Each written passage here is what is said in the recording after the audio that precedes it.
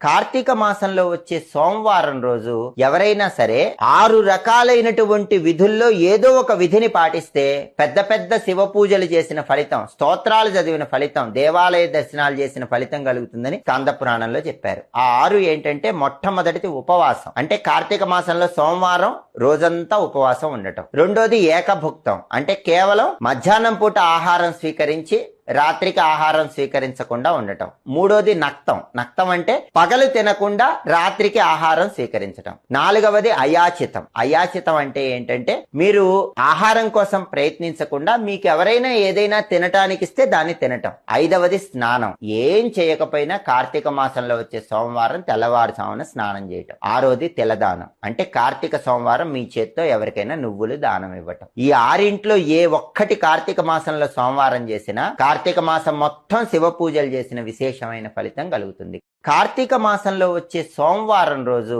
ఎవరైనా సరే 6 రకాలైనటువంటి విధుల్లో ఏదో ఒక విధిని పాటిస్తే పెద్ద పెద్ద శివ పూజలు చేసిన ఫలితం, స్తోత్రాలు చదివిన ఫలితం, దేవాలయ దర్శనాలు చేసిన ఫలితం కలుగుతుందని స్కంద పురాణంలో చెప్పారు. ఆ 6 ఏంటంటే మొట్టమొదటిది ఉపవాసం, అంటే కార్తీక మాసంలో సోమవారం రోజంతా ఉపవాసం ఉండటం. రెండోది ఏకభుక్తం, అంటే కేవలం మధ్యాహ్నం పూట ఆహారం స్వీకరించి రాత్రికి ఆహారం స్వీకరించకుండా ఉండటం. మూడోది నక్తం, నక్తం అంటే పగలు తినకుండా రాత్రికి ఆహారం స్వీకరించటం. నాలుగవది అయాచితం, అయాచితం అంటే ఏంటంటే మీరు ఆహారం కోసం ప్రయత్నించకుండా మీకు ఎవరైనా ఏదైనా తినటానికి ఇస్తే దాన్ని తినటం. ఐదవది స్నానం, ఏం చేయకపోయినా కార్తీక మాసంలో వచ్చే సోమవారం తెల్లవారుజామున స్నానం చేయటం. ఆరోది తిలదానం, అంటే కార్తీక సోమవారం మీ చేత్తో